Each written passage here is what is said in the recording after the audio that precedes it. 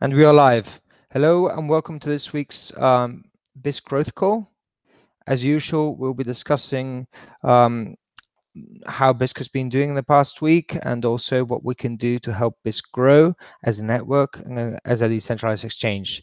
For those of you who are new, Bisq is the only existing decentralized exchange where you can trade Bitcoin for fiat currencies and also for other cryptos without losing control of your funds, without seeding your data, so staying as private as possible, and also without trusting a central server or website or company, because you will be hosting your own offers on your Bisq instance.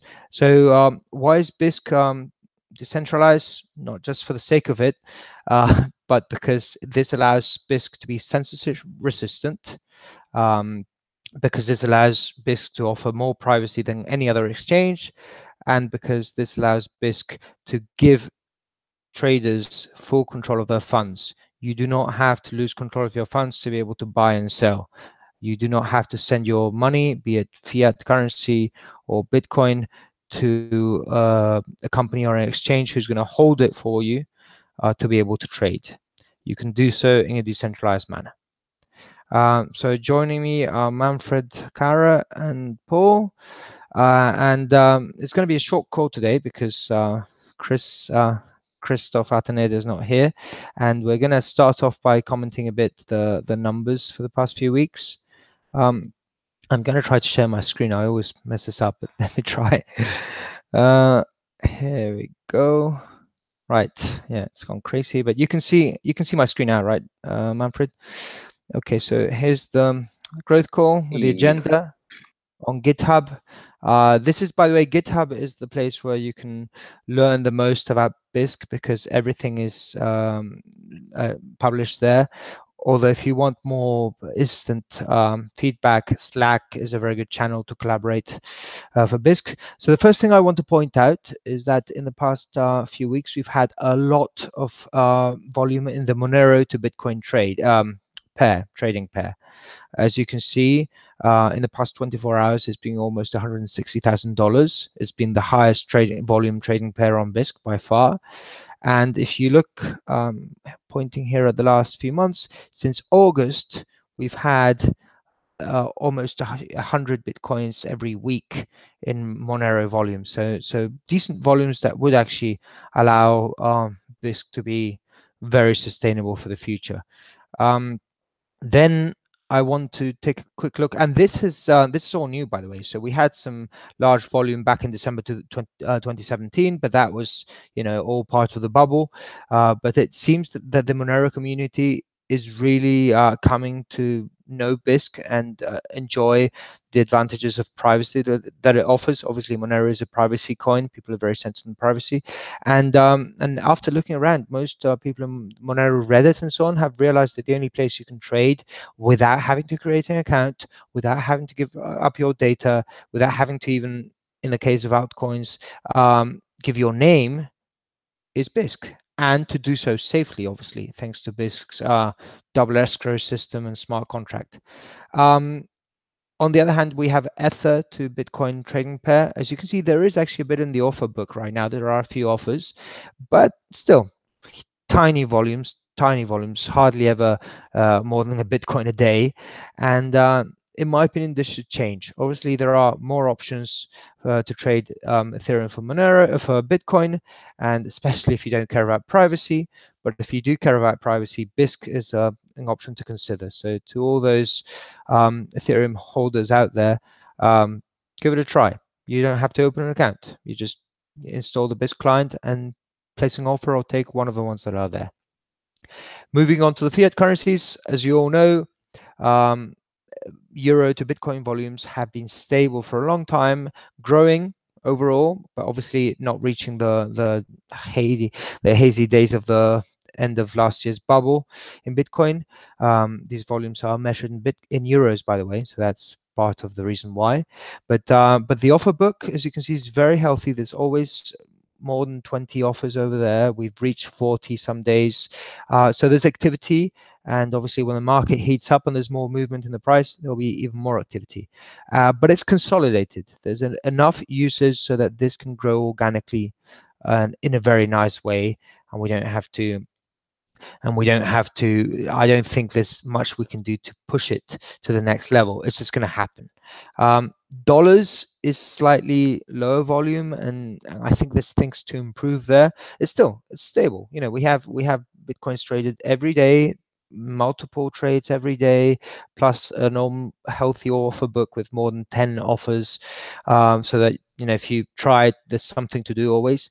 But I imagine that there's less volume than euros. First, because it started later, but also because the payment systems that we use, that we allow traders to use on Bisq, are less standardized for dollars than they are for euros. So in the case of euros, I mean, most of the trades are either SEPA transactions or Revolut. That's it. There's tiny face-to-face, tiny other payment methods, tiny volumes in that. For dollars, there's more options. There's cash deposits, there's Zeller or Zelle. There's many different options, and it seems that creates a bit of friction, but that should help in the future once more people hear about it. And pounds are the big surprise. We spent a lot of time this year trying to kickstart the pound market, but there was always tiny activity. But as you can see in the last few months, we've actually had a few blowout days with decent volumes traded in pounds. And nowadays we seem to always have not as much as for dollars or for euros, but we always seem to have activity in the offer book. There's always someone buying and selling. So those three markets are more or less mature. For fiat, there's more we can do, but they're healthy and growing. The big challenge, I think, is trying to kickstart some of the smaller markets which have hardly any activity. And on that topic, especially some of the countries where Bitcoin is most sorely needed, and big centralized exchanges are not available because of some government issues or censorship or whatever. And so in that spirit, I want to give a shout out to a few currencies where there is some activity, there is obviously some interest, but they really need to push to be useful. So the first one's the Argentine peso, or Argentinian peso. We've actually had the first trade last month in September, and there's a couple of offers live there. The spread's relatively low, so there's a few Bisq traders trying to get it started. But people need to know that this option is available. So quick shout out to them. Surprisingly, I don't know who's doing this, but the Serbian dinar also has some offers available, and that's quite interesting. So if you're from Serbia, give it a try. It's probably one of the few options to buy and sell Bitcoin in Serbia. Zero trades in the Vietnamese dong, but there's being offers available for weeks. So there's obviously some traders from Vietnam who are probably trading in other markets as well, but they're interested in kickstarting Bisq. So and by the way, there are bounties to be won for performing the first trade in Vietnamese dong. So go ahead and do it and claim that bounty. We also have a bit of a market starting in Thai bahts, that beautiful currency that almost shares a currency symbol with Bitcoin. And there's actually been 6 successful trades, all quite recent. I think the first ones were in August, but most of them have been in September. And there's offers available most of the time, so go ahead and try it. And finally, over the past couple of weeks, we've seen the Chilean peso post some offers. So it'd be nice if the second person from Chile came along to trade. Okay, so I'm going to stop sharing my screen if I get that. Here we go.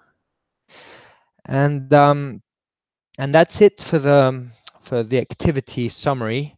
But next week we'll be having a call on the DAO hosted by Manfred. And there's still a lot to say about the DAO, because there's a lot going to be happening soon. We hope to have it on testnet. Well, we hope October, but if it's November, it's no big deal. And we hope to have the DAO on mainnet in December or before the end of the year, I think. And with that, I think it'd be at the moment the only, other than Bitcoin, the only live DAO on Bitcoin that actually works and has a purpose, and it's not just some wild speculative vehicle. But I'll let Manfred tell you more about the DAO. Also, I want to give a shout out to let me see if I can pronounce this correctly. Seyfdan Amus, the author of the Bitcoin Standard, who was here in Madrid recently, and whose book I highly recommend. Manfred, you also wanted to talk a bit about possible additions to the tokens and coins available on Bisq. Yeah, we briefly started to discuss what we can do to boost the markets, the liquidity. And we had in the past some stable coins listed in Bisq, but unfortunately it was never traded, so they got removed over time. But I think it would be probably a good idea to add them as well, or to check out which stable coins are really mostly used, like Tether and BitShares, US dollar, or whatever. And I mean, that's not an endorsement like with any other altcoins. We are not super excited about most of those models where they are basically, you trust the company that they are holding really some dollars. And of course, you have no reason at all to trust them. It's more or less the same trust model like it was with Mt. Gox.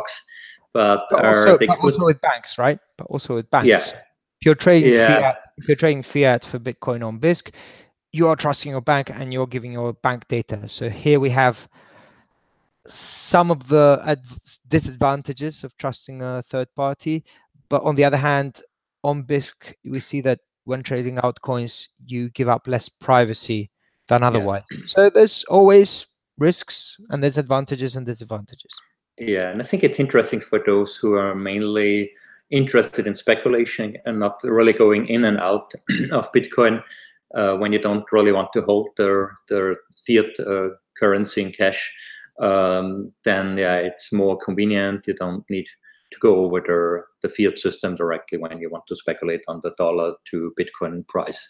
And for those people, it might be useful to do it in a more privacy protecting way, like on centralized exchanges.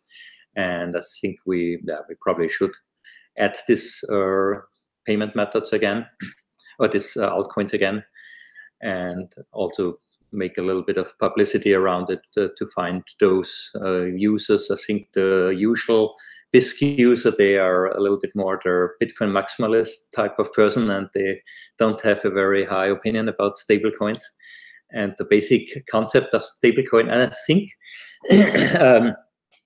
there is a lot right with all the criticism around it, especially because most of their concepts are not decentralized at all and so on. But I think there is a valid point, maybe not call it stablecoin, because what is stable, but call it pegged coin, that you want to have a currency pegging.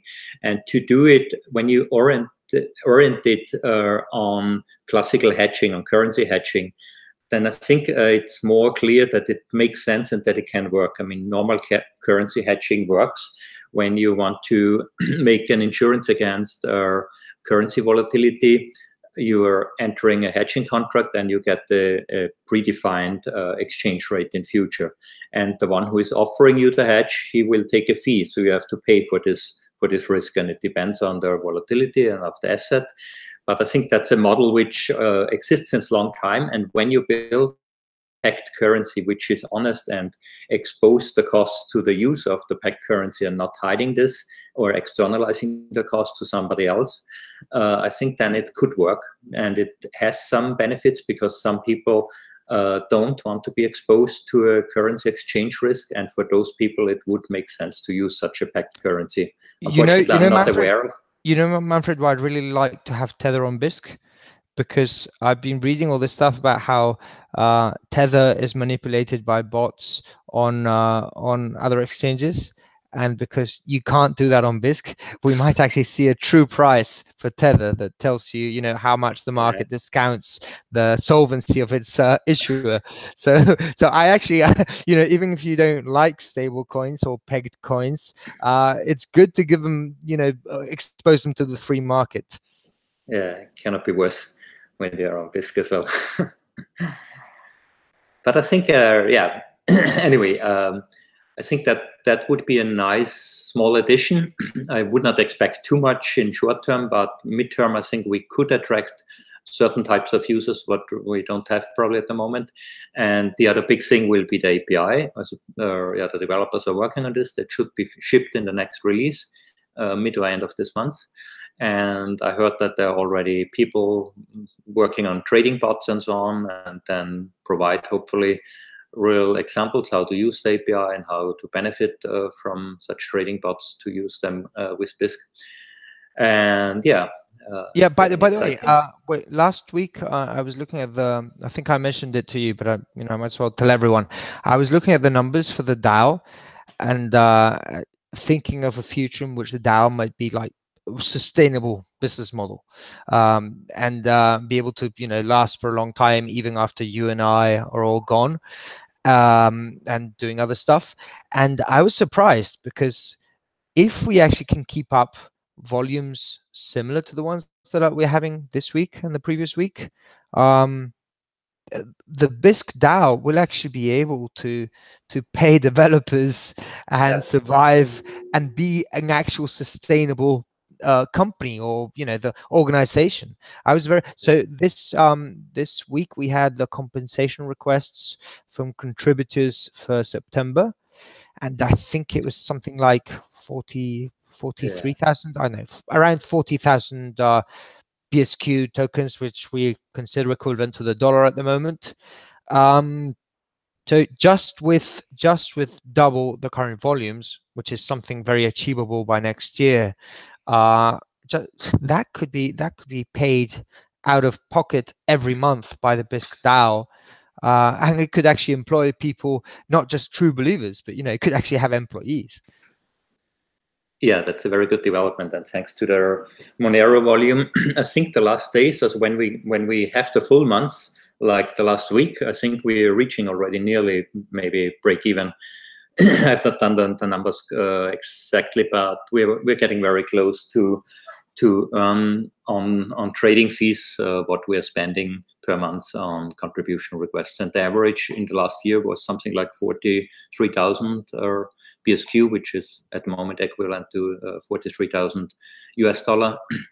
And yeah, I think that would be a very good sign when we launch that out, that we are already profitable, that we are already break even. And that's amazing. Honestly, I never thought that would happen, Manfred. I was thinking, okay, Bisq is going to be a wonderful project for the user, and a cool project from the point of view of the contributors, but an actual profitable DAO. That's well, I mean, follows in the footsteps of Bitcoin.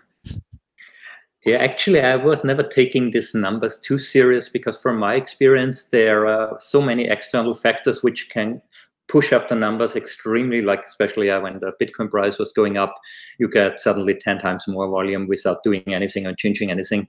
And now it has shown that I don't know how many active traders are there from Monero. There are for sure a few, but maybe there are just 5 or 10. It's not a lot. I mean, when we get 5 or 10 Ethereum traders, market makers, we have maybe the triple of the volume, and it can go very quickly, and especially with network effects, it grows exponentially, and then word of mouth is doing its job is on its own, and so it can be, I try to not look too much at numbers the same on Bitcoin, because at the end, when you believe in the fundamentals, what's are behind, it doesn't matter if it's like in Bitcoin. I mean, the first years, it was super low, the price, but when you believed, when you understood the real value behind it, didn't really matter if you wait 1 year or 5 years. And with Bisq, it seems that we're getting closer to. Speaking of patience, I grow increasingly impatient with our inability to launch China or India or Nigeria. We have to do something about that. We have to offer a big bounty for whoever can kickstart the Indian market or the Chinese market. Come on, there's got to be something we can do. Yeah, I mean, there are a few problems related, and maybe we are not really ready from the human resources side. Also, one thing is that the arbitration system needs improvements to make it more flexible and make it possible to make it more decentralized. I just spoke before with a developer who will work on this, and hopefully in the next 3 to 6 months we are getting there. Yeah. And that's required when when you have the Chinese market and they don't speak well English. You need basically Chinese arbitrators or mediators. On the arbitration system, Manfred, what would happen if we made it less flexible, as in the rules are so strict that the outcome is very predictable? Or even imagine instead of the multi-sig being stuck when trade goes to arbitration. Imagine that if a trade fails, the funds after a certain lockout time immediately not immediately, sorry, eventually go back to the traders, to both traders, and it's a failed trade, and that maybe they lose the fee or they lose the security deposit, but there isn't even human intervention necessary, arbitration. Yeah, but I think that would not be secure because you can game it then as a buyer. But not if you lose the security deposit, right? Yeah, but as the buyer, when you have sent already the money, you're interested to get the Bitcoin out. And when it would go back to the seller, then you have lost your fiat or your altcoin and never got the Bitcoin. And I think that, I mean, there have been, at the very beginning, we started with two multisig without any arbitrator. So more on the game. And there are some projects which are working on based on that, like Bitmarkets. But unfortunately, that's also not really secure. And it can work in a small scale until people find it big enough to invest the effort to attack it with blackmails and so on. Sorry, just so I get this, it's the seller who can scam, right? Because the seller has his Bitcoin locked up. The seller has his Bitcoin locked up. So if the so when you can recover the funds. Okay. So when it would go back automatically to everybody, like you are the seller and you have locked in 1 Bitcoin, and then it fails. Basically you have the incentive. When I send you the money, you received it, then you open a dispute that you never got it, and then wait until you get the Bitcoin back, and then you have the fiat and the Bitcoin, and I have nothing. But I mean, there are the ideas how we want to improve it is to add a mediator level. The mediator doesn't have the third key, so it's a pure customer care agent, which makes the system much more secure and much more flexible. Because one problem is at the moment an arbitrator cannot go easily on holiday or can delegate it because he has the key and you cannot give your Bitcoin key to somebody else. And with mediators, that's not the case. So it's easier to delegate, to run it basically like a customer care system. And in 99.9%, there are no real disputes. There are no arguing, I sent the money and didn't receive it. It's usually problems, technical problems, usability problems, problems with banks. And they all can be solved in consensus. And then the mediator can find the solution. When both traders are accepting the solution, both traders are doing the payout transaction because both have their keys, so there is no third key holder needed. And then there are very, very few cases where the real arbitrator with the key is needed. And then we don't have the requirement that this arbitrator need to speak the language of those traders. So when 2 Chinese are trading, then there is a Chinese mediator. We don't need to trust this mediator so much. There's still the requirement for setting up a Bisq bond and so, but it's much less like required when you hold the key and could do the payout because the mediator cannot really steal something. And in the very few cases, 1 in 1,000 probably, where one of the traders is not agreeing to the outcome or one of the traders is not available, then the real arbitrator need to step in. But then it's okay to have some translation services to translate the dispute case and check everything out. And that will be very rare cases. And so that's our current plan, how to go forward with arbitration system to make it possible that we can bootstrap in those markets and can offer users there to become arbitrator without exposing too much risk on Bisq itself. That's a cool plan. That's a very cool plan. Right, so we're almost ready to wrap it up, but since Paul is here, Paul, do you want to say something or ask something?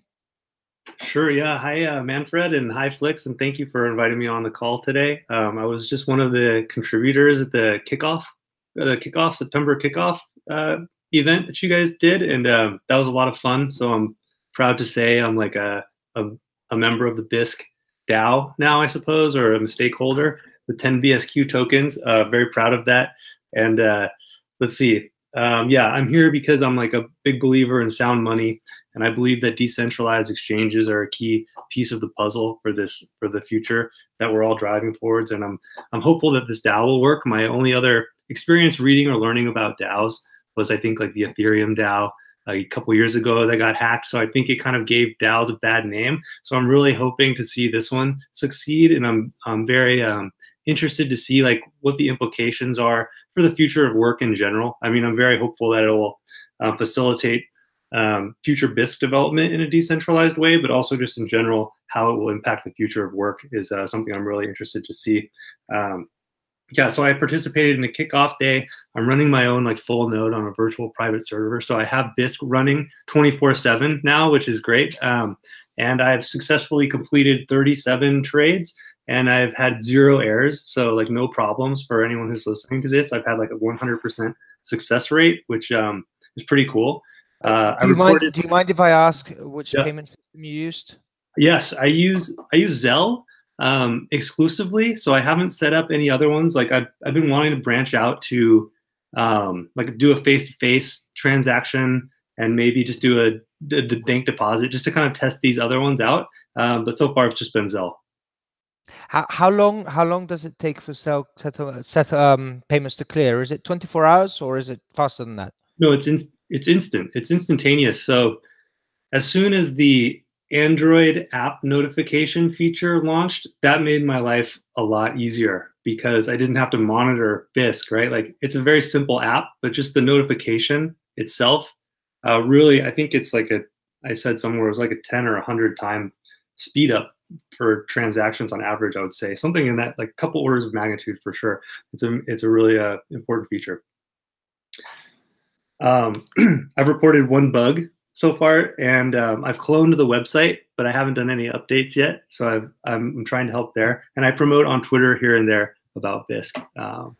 So yeah. Thank you so much. Yes, And by the way, if you have ideas for what we could do, you know, GitHub or Slack or here, anything that you think we should do to try and get more out. So, you know, when someone comes along with your enthusiasm and wanting to do things, you know, we want to take that energy and those ideas and try. We're willing to try, you know, almost any idea once. So please, if you want to, if you thought the Kickstart Day was a good idea, or if you have an idea for something else we could do, or some payment method we could try, or some, I know, do a workshop, do a live demo, whatever you think. Yes, thanks a lot for your feedback. It was very interesting. And one question: are you a developer, or are you familiar with development in some area? I'm a product manager. I'm in Venice. I'm in Santa Monica, California, and I work basically for a big tech company as a product manager. And so that's kind of I've done some development. I programmed C++ for a couple years, kind of at the beginning of my career, and then I focused on business and product management mostly. So I did have one piece of feedback I suppose I have so far for the Bisq application, the desktop app, that was confusing for me when I first used it on my very first trade, was after I completed a buy transaction, it asked me to move the funds to like either the Bisq wallet or to transfer to an external wallet. And I just found that to be a little confusing because I expect once a transaction is complete that it's already in my wallet of whatever app I'm using. So I think there's a couple clicks there that could be eliminated potentially. Yeah, that actually, with your background, that would be a great feedback for. I mean, we are at the protest of a relaunch of their redesign of their webpage and of their application. That's mainly a reskinning with the new design, and so there are not too many changes like in that area, but we want to go forward for improving the usability there, and that's not the first time. It's not the first time that I hear this criticism here, so that's for sure a weak point. And yeah, when you have any idea how we can improve usability in some areas, please let us know. Okay. And it was, I mean, we know already a lot to improve. It was just basically lack of resources that we cannot implement everything. And at the moment, there's still also one UI developer working on this, but that would be great. Yeah, I'll definitely do that. I took a few screenshots for that one in particular, so happy to do that, and on other ideas that I find.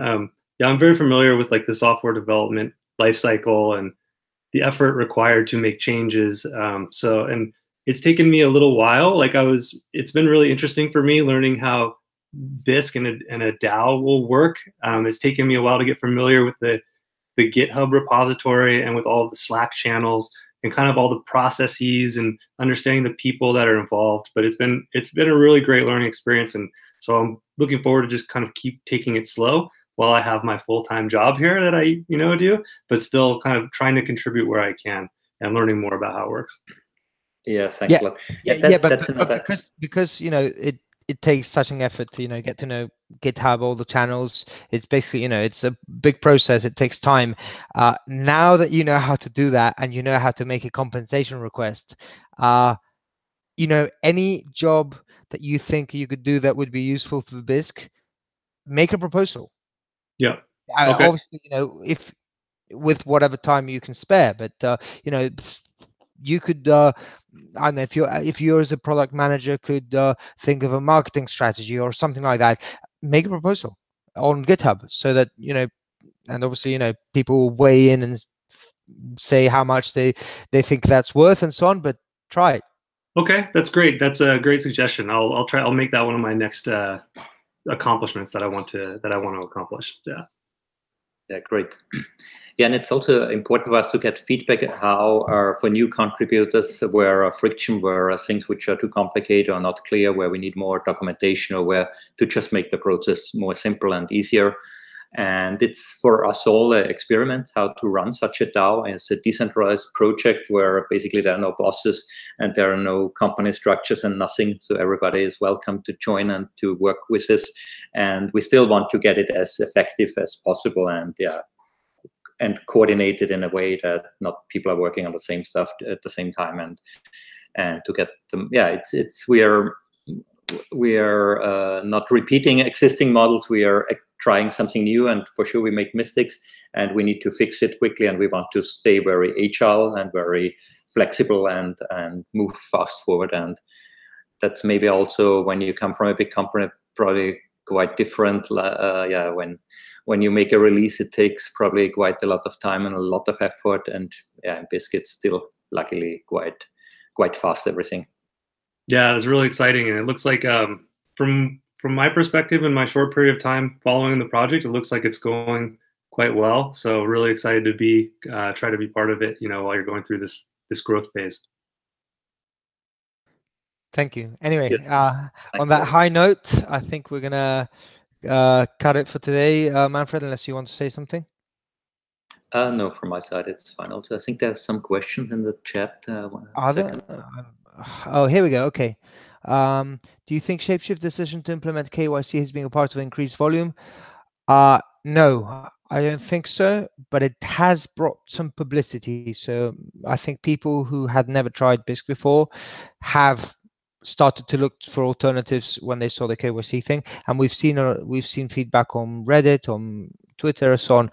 But I think the way the volume has grown, I don't think it correlates, to be honest. The Monero volume was already coming when that happened. So maybe when Shapeshift really implements KYC, we will see more refugees.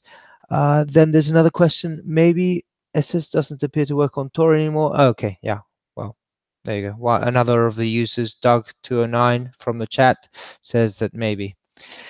Okay. Anything else you want to say, Paul or Manfred? Nope. Okay. So thank you everyone for joining us. See you all next week. Bye. Thank you. Bye-bye.